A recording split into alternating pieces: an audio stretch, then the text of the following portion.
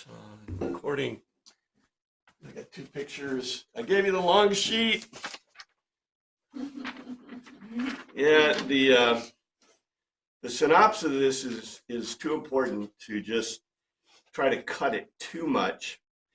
And what I hope you see in the outline or synopsis of the chapter is what we don't see very well in the.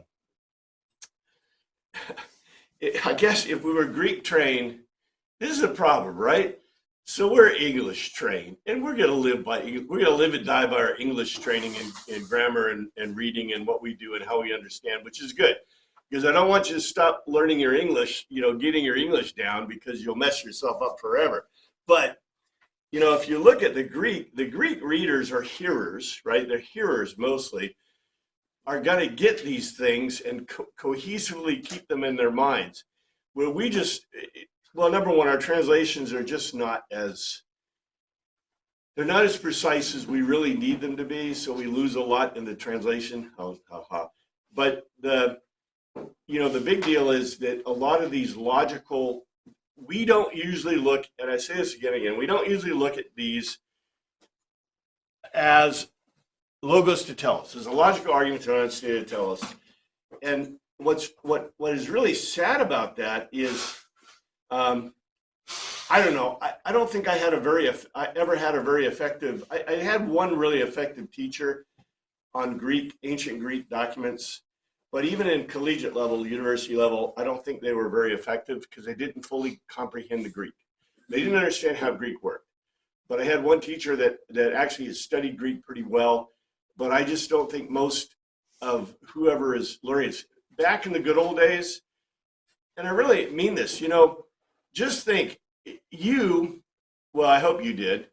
You probably grew up on Victorian literature, not because you're Victorian era, but because the Victorian literature, like what? Heidi, Sarah Crewe, The Little Princess, Polly of Green Gables, all those are famous children books. Annie of Green Gables. Polly of what was it? Polly, the other one that was for some reason, a lot of that literature came from Canada. Pollyanna from Canada. She's from Canada too. What's with Canadians and needing to think happiness about their climate? Obviously, right? They live in a winter, but we read those. Well, during the Victorian era, what did they read? If you have read Victorian literature, they read Greek and myth. Well, they read Greek and Latin, right? Every kid was expected to learn Greek and Latin, and the way they taught you is horrific. They would give you a simple Greek book full of Greek stuff, and hand you the Greek alphabet and give it to you, and hopefully you would figure it out. Yeah, they did English teaching the same way, but what happened is, there was a guy. What's the guy? Really famous English clergyman who was part of the Reformation era, who wrote about how he learned to speak. You know how they taught people to read back in the good old days? We're talking about the 1700s. The way they taught you to read, your mother would decide it was time. Your mother would decide it was time. And the day when your mother decided it was time, she would scamper off all the other children and say, and usually you were 6 or 7, sometimes younger, she would say, "It's time for Bobby to learn to read." She would scamper off all the other kids, and she would take Bobby for one day. And she would teach Bobby the rudiments of the language, because you know why? Every day they would read from the Bible when they had them, right? Was it Calvin? No, it's not Calvin. He's one of the famous ministers near the Reformation era, wrote in his thing about how he learned to read. He learned to read in one day. That was the average for kids to learn to read in one day. And the next day he was reading from the lessons from the Bible, the King James Bible, to his family in rotation. And so he learned the fundamentals from his mother. He practiced fundamentals That's the way they taught people to read English. Now, how would you learn to read Greek and Latin? Your father or mother would read you Greek and Latin, right, from the text, and you would learn it from the text. And the text we have today is easy because they separate out they punctuate and they separate out the words. So it wasn't like what you had to do back in the time of Christ. So they would consider it fundamentally easy for you to learn this because you did it. And they would probably take, just like in English, take one day to teach you. And because you heard it in your home or heard it, and usually you end up hearing it in the home and then you would hear it in the classroom. Of course, a lot of it was upper class, but that's the way, instruction and education really went. Of course, it wasn't totally upper class. Read all those Victorian era books. They're really cool stuff. Anyway, what I'm trying to say to you is, if you learn that way, a Victorian era person is going to be reading Greek and Latin, and they're going to think it's entertaining because that's all you got, right? If all you got is Greek and Latin texts and maybe Robinson Crusoe, that's what you're going to read, and you're going to really enjoy it, and you're going to think, and you're going to come home to mom and say, Mom, I heard about what's the guy that was jousting windmills? Don Quixote. Mom, I heard about Don Quixote. It's supposed to be a really cool book in Spanish. Can we borrow a copy? Is there someone who speaks Spanish that we know that I can? I'm not kidding, because there's such a dearth of literature, and there's, how do you entertain yourself in that era, right? Go play in the dirt, Johnny. No, Johnny, go weed the garden. Johnny, go no, they didn't cut grass. Anyway, I'm just saying, your choice as a kid was like my parents. You work, right? And you want to go to school? Why? Why do you want to go to school when you're working? Because your parents aren't beating you and making you work all day, right? My dad said, yeah, I love to go to school because they'd have to work on the farm. Yep. Anyway, so the world is different because if we had learned it like that, like basically Latin and Greek on our mother's knee, we would understand these things. But because we don't, now we have to go back ourselves and rejig our brain, manage or craft our brain so we can understand. Anyway, so let's finish this up. This is good stuff. Simon Peter, Simon Peter, rock, concluded for himself to him, supreme in authority, Lord, for to whom will we go off behind? Who will we come, follow? You hold an utterance of life perpetual. And I told you last week, we'll look at that. Let's look at the next one. We've come to believe and know that you are the Holy One of God. All right. So in the Greek, here's Greek. We believe and are sure that thou art the Christ, the Son of the living God. A lot of this is added. And himis, we, pepistoukamen, have been convinced by a logical argument. This is pisteo, but it's a different, it's the past perfect aorist tense in Greek, so it's a different type of tense. That's why pistoukamen. If you study languages, you know that verb forms change so that they fit the way different types of things. We do the same thing in English. In Greek, just like other languages, German and Germanic languages and Anglo-Saxon have these kind of multi-verb forms. This is a multi-verb form. In Greek and other languages, they put all the multi-verb forms into a single verb or into a single word. And so the suffix and the prefixes determine what they are. Anyway, whatever. And many of them, in Greek especially, in other languages, and I hate to use this word because nouns and verbs have gender. And so the gender of the verb follows the gender, tells you what the gender of the nominative case of the subject is. So except in aorist is, there are past tense. We do the same thing in English. The imperfect. The imperfect indirect imperfect. So you don't say who. Many times you don't even state a subject. I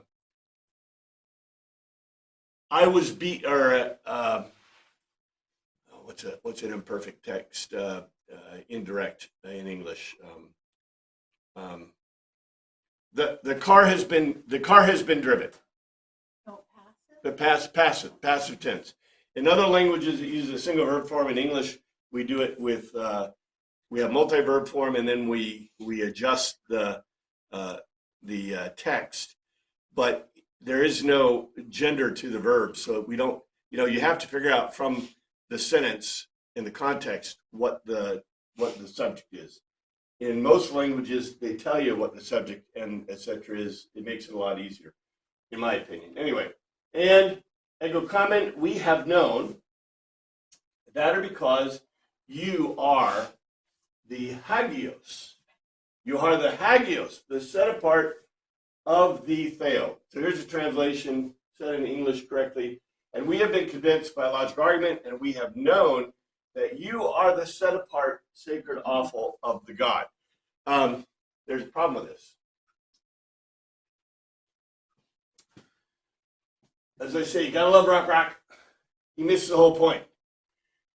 Jesus did not say that it's an utterance of life, perpetual. He said that he is.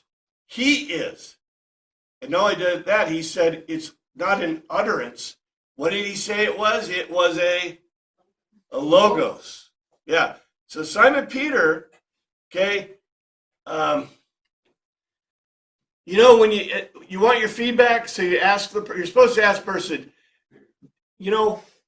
I heard you say this. So Peter is telling Jesus, I heard you say this. And he missed it. Because it wasn't an utterance, it was a logos. He said, this is a logos. And if you remember back, it wasn't an utterance. Who was the utterance? Who was the life perpetual? Jesus is life perpetual. That's why I give the outline. He gets the point out being convinced, but then, they're convinced, we're convinced. But then he states that Jesus is set apart of the God. He's set apart. What did Jesus tell them? What did he show them? He is. Yeah, he was God. He is God. So Simon Peter should have said, if he had got the whole point that Jesus was saying, for what? This has 68, 70, 71 statements in this chapter. If Simon Peter had been listening, he should have said, let's see, let me go back to the thing here, the translation. He should have said, translate how you want in the King James, they should have said, we have been convinced and we know that you are God. Or he should have said, are come down from God, or that you were conceived by God or of God. I mean, that's getting really complex, right? But he should have said, you're God. You are God. That's what he should have said. And on the previous one. Do you think he didn't because that would be blasphemy in their Judaism? The reason, I don't disagree. I think you could be right. Because we'll go over the outline and see what the problems the Judeans had with Christ's statements, right? They're in the list. So it may have been because they're surrounded still, or they have other disciples, the ones that may be leaving or still hanging, but he's afraid to state the truth. But he could have, on the first one, he should have had this right, because he said, he concluded for himself, so he thought about it for a little bit. Supreme in authority, who will go off behind? That's reasonable. Who else will we go after, right? Because you hold an utterance of life perpetual.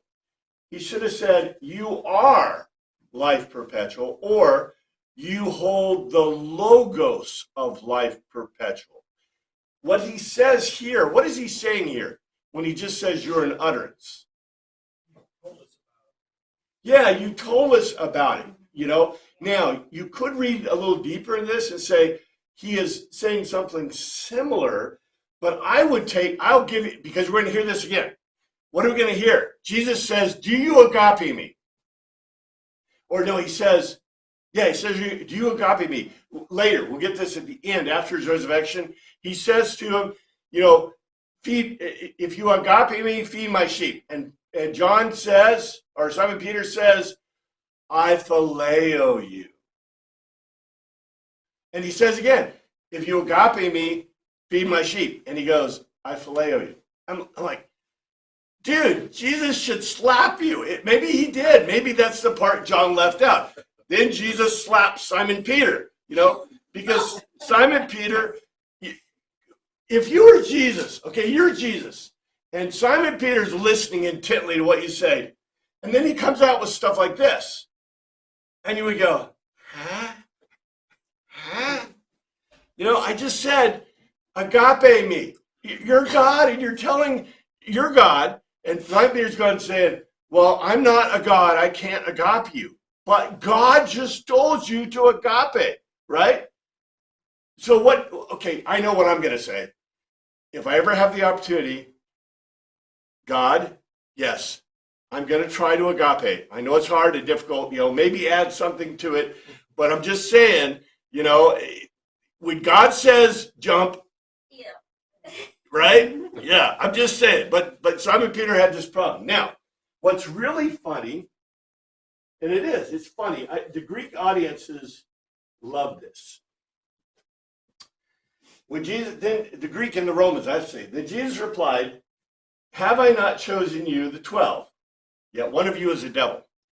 What does that really say in Greek? It does not say that at all. Jesus answered them, have I not chosen you 12, and one of you is a devil? We got devil going twice here. Let me pull this up to the Greek. Look at the Greek itself. Not Corinthe, he concluded for himself to them, Jesus did, nor not I, ego, woohoo. Hamish you, the Didoken 2 and 12, cool. Examen, did logically select you out for myself. This is a really cool word. Exilexamen. Exilexamen. It's, I don't think I put it in there. It means, it's logos and exilogos. And it means I use logic to select you. What did they say? Chosen, right? We probably should say elect, but he logically chose them, right? It wasn't the die. This is really neat stuff if you see this. Anyway, logically select you, and from out of you, heis, one diabolos.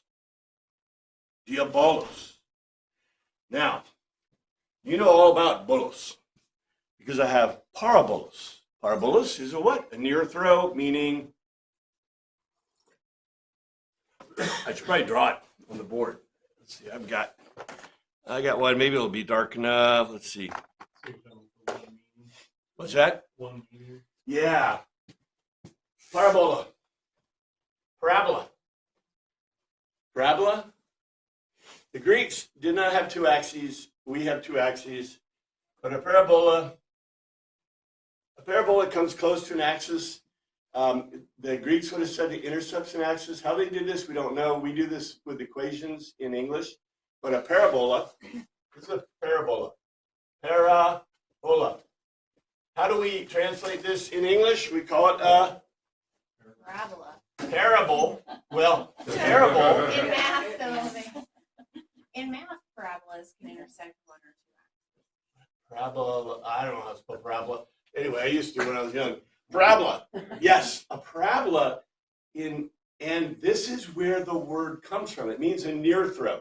The reason it's a near throw is because the line, does the line ever intersect the axis? Depends on what type of location you have, because I remember calculating the points where the parabola. You're getting too difficult, but yes, you are correct. You can have a parabola intersect an axis, but the point of a parabola, wherever it is, if I put it on a unit axis, it does not touch one of the, it either doesn't touch one or two of the axes. There's a limit, or I think, is it called a limit? Yes. It's been a long time. It's called a limit because, and the Greeks knew this. This is Zeno's paradox. I know I'm going to hurt your brains, right? This is what we do with integrals. An integral from a to b, okay, let's say a to infinity. The integral of a to infinity of a parabola has an area, which is integral calculus. Okay, and this was invented by Newton. Newton is a great guy. I love Newton. If you're not math aware, you probably hate Newton, but that's okay. I really love Newton. But a parabola is a near throw. It's a parable. Did you put an A after the R?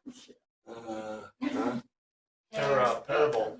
And a parable, the thing about a parable is a parable is a logos with a single telos, usually unstated, right?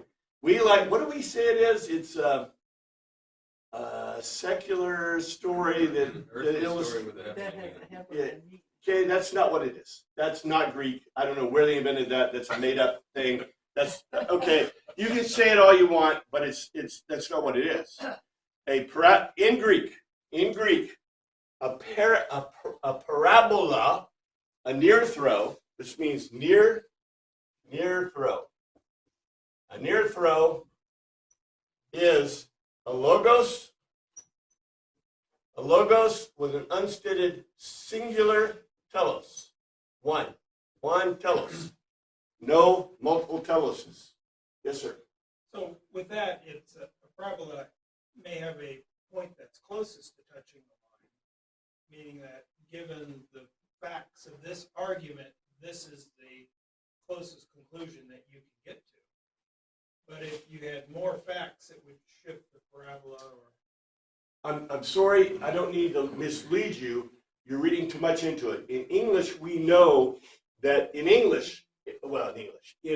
our modern culture, through geometry and algebra, we know that it never touches the axis. The Greeks realized this too, but the point is that it approaches an axis. So what they mean is that, what they're meaning by this is that the logos, the logical argument, should have plenty of data to support entirely that axis, that telos, right? Because remember what a telos is. What's a telos? The vanishing point on the horizon or whatever? Yeah, the vanishing point on the horizon is a telos. And so theoretically, looking at it this way, my logos, if I shine a light through it, the logos, okay, could hit infinite points, but it has a single point at which it goes across. The Greeks were not algebraic. They were geometric. They did not understand, they did not have algebra. They did not have what we have in their toolbox was not like our toolbox. So all they can do is picture these things, right? And how they got them, I have no idea. These are genius level ideas that the culture developed, okay?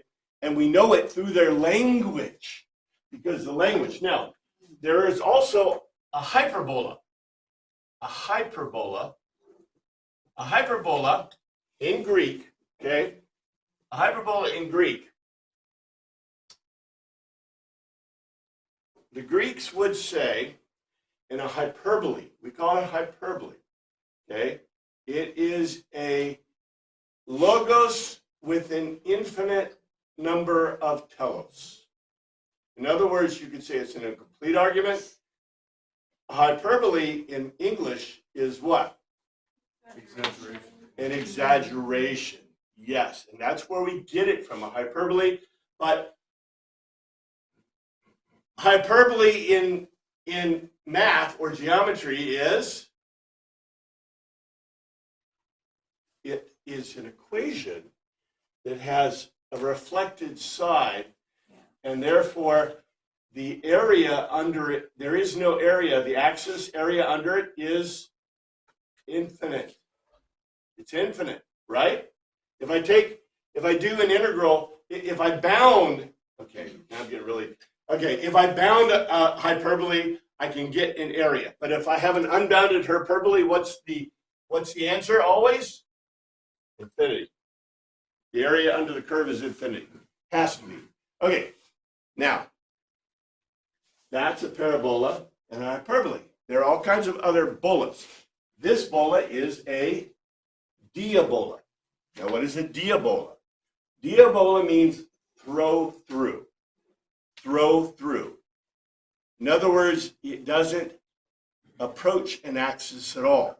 It has no telos. Missed the point. point.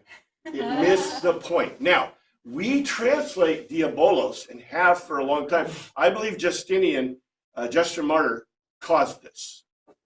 Justin Martyr, I think, caused this when he translated the Greek into Latin. And when he translated the Greek into Latin, he misunderstood the concept of diabola, because diabola looks a lot like demon, and we'll see demon. What's that? Diabolical. Yes. Well, we get diabolical from it, and that comes from the Latin. But I believe that he mistranslated this, and this has been mistranslated forever and ever. It does not mean devil. It means a throw-through. It means an argument without a telos in ancient Greek. Now, why would an argument without a telos be diabolical to the Greeks? That's the worst. It does not. Divide by 0. Divide by 0, yes. Yes. If they had divide by 0, that's what they probably would have said, because they didn't have 0. They couldn't divide by 0, unfortunately. But anyway, yes. Infinity is not the answer. The answer is nothing. It's not, you're not even near an axis. So if you translate this in a purely Greek sense, it means a throw-through, an argument without a telos. So this is what it says. Jesus concluded for himself to them. To them. Oh no! Wake up, wake up. Okay.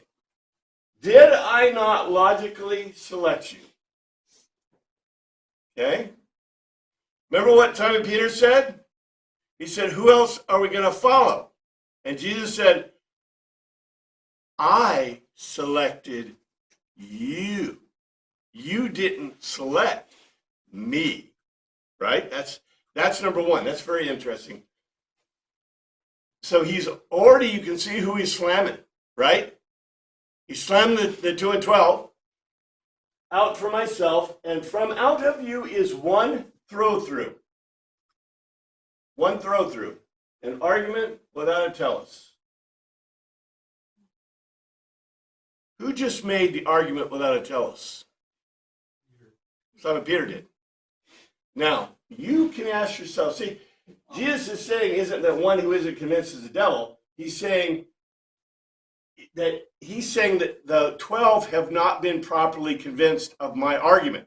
They're not following it either. I know we aren't, right? We tried to read through that. We're trying to figure it out. That's why I did the outline. I think with the outline, we can figure out how it fits. But I think this is really funny because we read this in a different way, and our translators don't help us. So here's what we get. Author of the text and tells us the lack of telos is Judas, but it's more possible Jesus is talking about Simon Peter's lack of comprehension, literally saying that his statement above is a logos without a telos. Yes. I would say he clearly had a telos. Maybe it was not quite right. I mean, he was probably thinking of how this Old Testament scripture said, that Jesus or God would send the Messiah. So he was maybe still not quite getting it that the Messiah and God were one, but he did have the telos that Jesus was the Messiah, I think. I mean, that's what seems to me. We think, well, we have a similar situation in the other gospels, not the same circumstance, but remember what happened? Who do you say I am? And Simon Peter kind of got it right. I mean, he was pretty close, right? And then the next statement, he told him, get thee behind me, not the devil, Satan. And he uses the word for Satan. He uses the correct word, Jesus says, right? For the, not diabolo, but for Satan, for a demon. Anyway. Why is it in parentheses? 71 is interesting. Okay. This could be a later ad. I'm not going to stand by that because there's not great evidence of that, but I'm going to tell you that this could be a later ad, or it could be a double meaning by the writer. And it also could be, there's a lot of reasons why this could be, John may have put this in there, because when Simon Peter read through the document, or he told him what was in the document, what did Simon Peter say? You made me look like an idiot, fix it, right? Or he could be giving us a double meaning. In other words, Jesus' response was exactly what he said, but this is an interpretive statement by John that pushes it away from the disciples and toward Judas, which is cool. This also could be an ad, the ad being that the Greek readers really, really knew what Jesus was saying to the disciples, but yet you don't want to make the disciples look too bad, right? There's only one disciple that you want to make look really bad, right? Oh wait, they're all the same, whatever. We all are sinners, right? So he said that he spake of Judas Iscariot, the son of Simon, for it was that should betray him, being one of the 12. So I don't care how you take it. I just want you to look at the Greek and see what it is. This is really interesting stuff anyway. Here's what the statement is, and there's no reason to believe it was a later ad. It is an editorial comment by John, right, about the whole, everything that went on. Alleging he was making a logical argument, but the Ayuden, the Jews, Judas, Simenos of Simon Iscariot, Potos Emelin, he intended paradidonia, to surrender him, Heis, one from among the 2 and 12. But he was making a logical argument, Judas of Simon of Iscariot, one from out of the 2 and 12, intended to near give, to surrender him, near give. Okay, interesting, right? So like I said, I'm not going to live and die on that specific idea, but I think it's really fun, really interesting to see that Rock got kind of slapped, and the 2 and 12 kind of got slapped for a logos without a telos. It's not saying he's a devil, but yes, it could point to, it does. Obviously, the author tells us he's talking about Judas of Simon of Iscariot, but Because we know Judas wasn't condemned. Yeah, he missed the point. he missed the point. Yes. So either way you take it, right? I think that Simon Peter's statement shows that he's learning. He's like all of us, right? He's learning, but he hasn't put it all together yet. Where Judas Iscariot is obviously, maybe he's not figuring it out at all. So I still like the thing about Diabolo. Just remember the Greeks are all into this geometric stuff. Yes, sir. So why do you think it might be a later added text? Is there some versions, earlier texts that don't have it, and then it shows up in later versions of the text? No, this is on the latest ones, all the ones we have. So it is an editorial comment, right? It doesn't say Jesus said this or whatever. It's basically a comment from John. And there is no evidence. That's why I say there is no evidence that it was a later ad. But look, these guys are. Have you noticed John is not a dummy, right? And when we looked at Mark, when we looked at Hebrews, these are not dummies. These are very astute, intelligent, well-educated for the time people who understood much more than we do about logic and reasoning, and they're putting stuff together in a very terse. When you're paying $50,000 for your letter, $20,000, you want to make it right.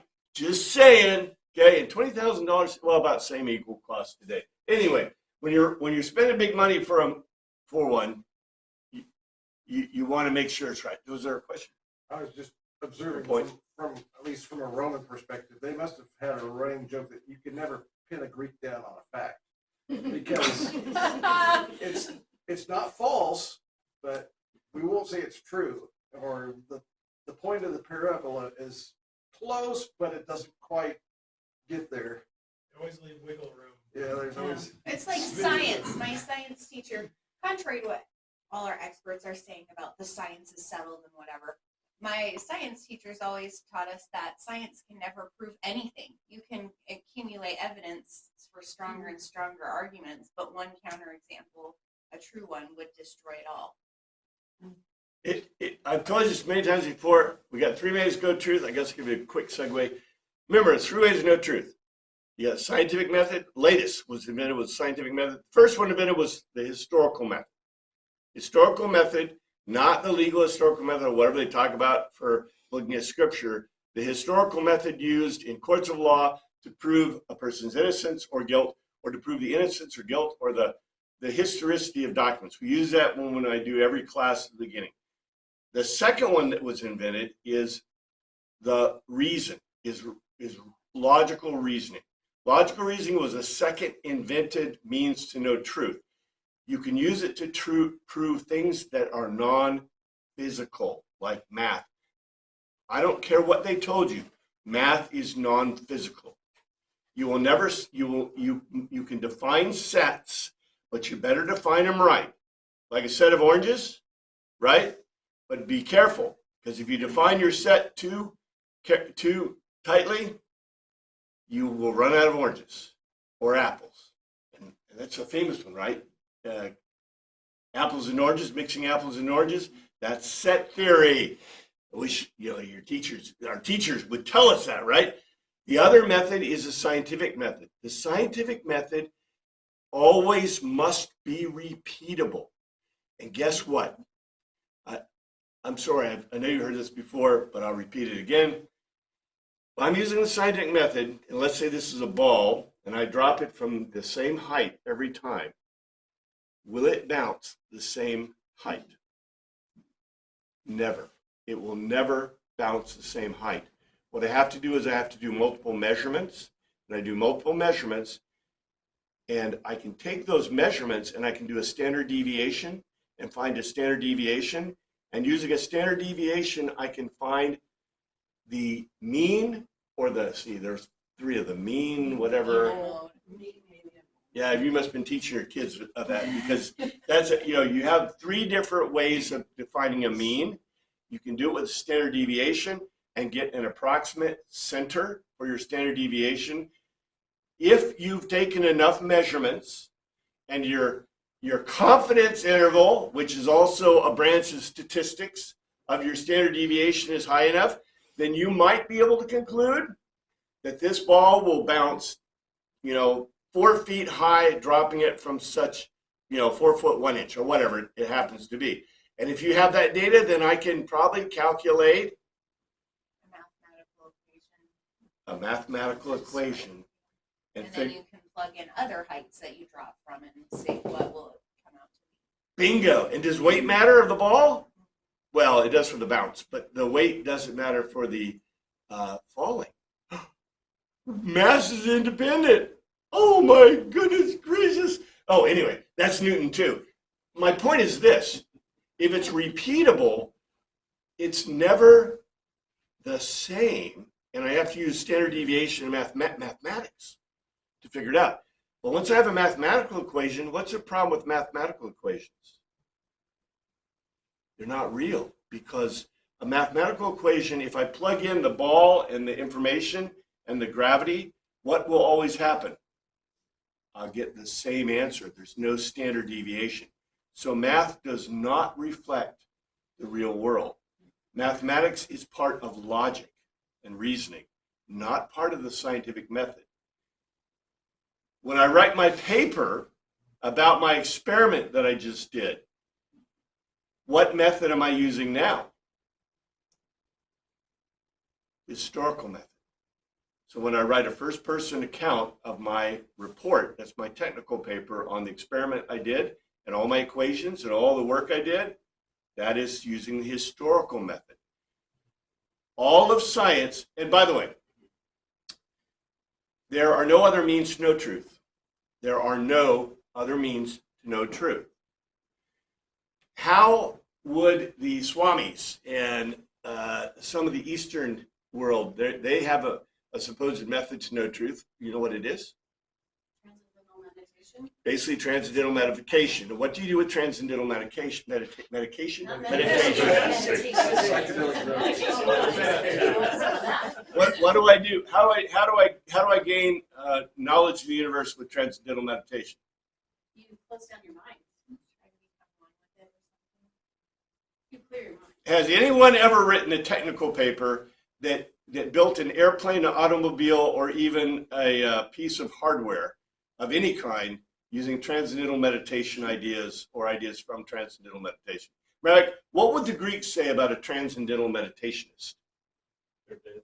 Or an animal? Yes, they're dead or an animal, because the way I know you're a human being is what you have psyche, and the psyche means you are always thinking.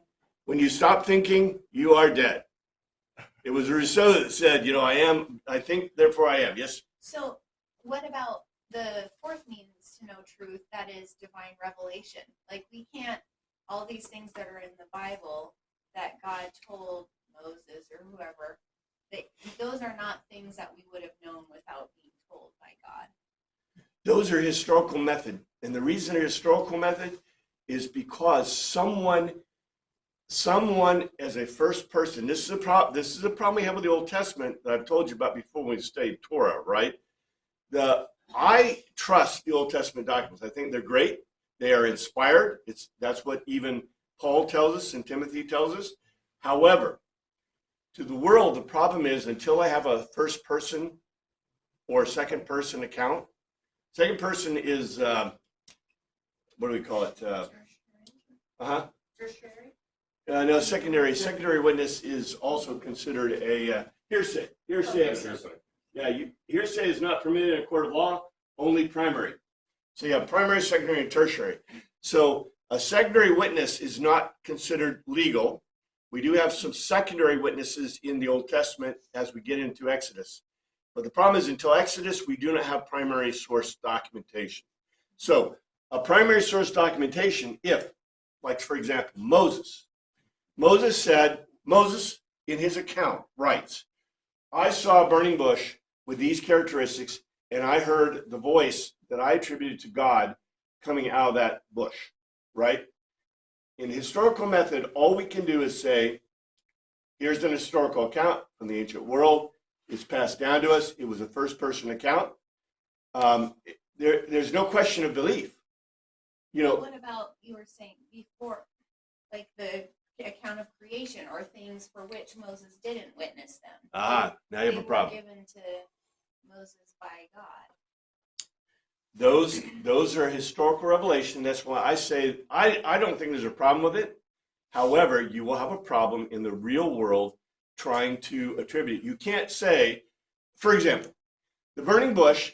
What would Asimov or Arthur C. Clarke say was in the burning bush? Who's that guy? The guy that was he's dead now, but he was the cosmologist. Well, I was not saying it's Sagan, but what's that? Hawking. Yeah, Hawking and Sagan, all those guys. Hawking, Sagan, Asimov, Clarke, all those guys. Who would they say was in the burning bush? No, an alien. They would say it was an alien intelligence. Hawking's big deal was, well, I don't know about God, but in the world, there's no gods, but there are super duper intelligence that created the universe multiple times. Yeah. See, that's what Hawking would say. Now, Asimov would say, or Clarke would say, if it's high enough technology, it looks like magic. Right? He said that. It's a quote. Asimov would say something similar, although he wasn't quite as astute in some ways as Clarke about, pithy as Clarke. They're still using slide rules in most of the fiction in the 60s, and they have computers available to them. So look, these guys were behind the times. Anyway, the point is this. They would say that the burning bush, what was the burning bush? Take your pick. Super intelligent force, super intelligent alien, you know, a dog that learned how to speak. You know, I don't know. The who or what is not as material as the history. If the history says, I heard a voice coming from a burning bush and it said it was God, well, if it's a super intelligent alien or a super intelligent, then what is it? Remember, we can use our definitions, assumptions, and argument to tell us to a conclusion. What would you conclude it is? It's God. Okay, I'm just saying. So what we do is we don't worry about the source, right? The source is not material. Anyone can make a claim. What's important is the history and the documentation, right? If you read ancient literature, you'll find all kinds of really interesting things about oracles, about magic, about what people saw, and even what Caesar and others saw. How do you attribute some of these? Were they miracles? Were they phenomena that were supernatural in nature? Did they come from God? Did they come from Satan? Who's the king of the world right now? Who rules the world? Satan. So that means Satan has power over the world. Okay, now we're getting to theological ideas.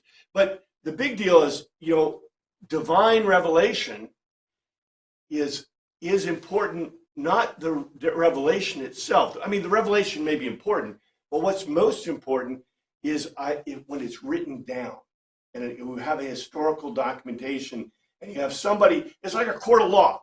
Court of law. Do you swear to tell the whole truth, the whole truth, and nothing but the truth, right? And you say, so help me God. Well, I don't know what they say nowadays. So help me Satan or whatever, the devil. But they say, so help me God. And then you tell the truth, and in the court records, that record goes down as a historical record. Now, if you lied, okay, hopefully the evidence will show different with the other evidence that you have. But in general, what do most people do? You hope they tell the truth. Well, I would say that most people say that tell the truth as they understand it. I think most people do. The people who don't tell the truth, by the way, most of the time, who doesn't witness? Who is not required to witness? Your spouse is not required to witness. That's under the Constitution. And who else usually does not provide a witness? You can't incriminate yourself. Well, you can't incriminate yourself, but you can be a witness.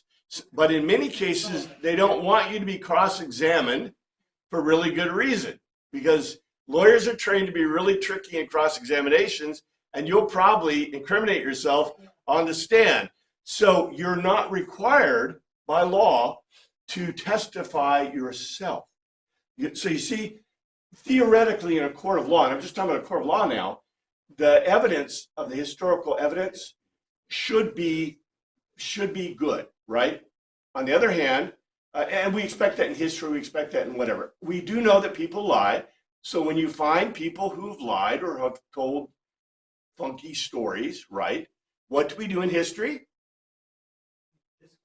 We note it, we find stuff. The thing you can't do, what can you not do in historical documents?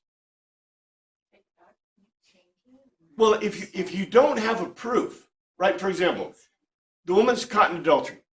The woman caught in adultery is in no early text in the New Testament. Not all. We don't know what book it should be in. In some books it's in John, in some it's in Mark, and some it's in Matthew. I don't think it's in Luke. Anyway, we have no idea. It is definitely probably an add to the documents. We know it's an add. Historically, we identify it as an add. In every Bible, it should warn you. This is not found in the earliest texts. We don't even know where it's supposed to be. We're going to look at it in John. We'll see the language is really whack compared to John. But I'm just saying, that's what you do is you take these ancient historical documents and you look at them and you say, was it a revelation? It doesn't matter. What matters is I have an historical account, and I have a primary or secondary or tertiary. In the Bible's case, the New Testament, we have, in John's case, we have a primary source document. This guy heard and saw Jesus, right? And so that's why I say you know, could this be an ad? Maybe, but you know, I'm not going to stand on it. I would say there's no evidence that it's not. But remember, ancient documents, the writers are really astute. So this has more than one meaning, right? It's yes, concrete Greek, and he's giving us a foreshadowing. Guess what the foreshadowing is? What's foreshadowing? Judas is going to betray That Judas is going to betray him. So they already know this end of the story, but we're getting a foreshadowing. I don't know if I have time to go through this all the way, but let's see what we can start with. Okay. So here's the outline. We start at the Sea of Galilee, Tiberias, into the mountains with a throng of disciples. There's 5,000 of them or more because of the signs. The signs he did. It is now Passover. Passover is the setting. Why is Passover the setting? And I should have put this here if you want to put a note. It's sacrifice. What's the sacrifice? The Paschal Lamb.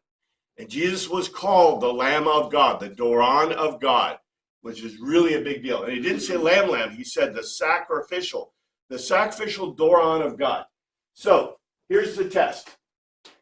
Philip, testing Philip. We need bread for the disciples. And when I say disciples, I mean the 5,000. His answer? Can't be done. It's a test. It's a test, remember? And remember at the bottom? A throw-through? It's a test. Can't be done. He's going to get slammed, right? Already. Testing Andrew. Hey, there's a kid with 5 loaves and 2 fish. But the answer is, it can't be done. So, the disciples reclined. A symposium. There's a symposium. It says a symposium. They're going to eat and speak. 5,000 men. Jesus, good gratefulness. It's Eucharistus, to eat and when he does it, they have bread and fish as much as they desired. So, in other words, what was the disciples' answer? A throw-through. A throw-through. What did Jesus give him? He gave him a semeion, a sign. In other words,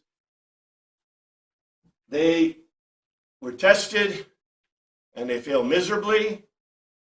Oh, but their reason and logical, kind of ish, right? I mean, look, it's like I said, if you have any idea that God is in your group, Jesus keeps saying, I'm God.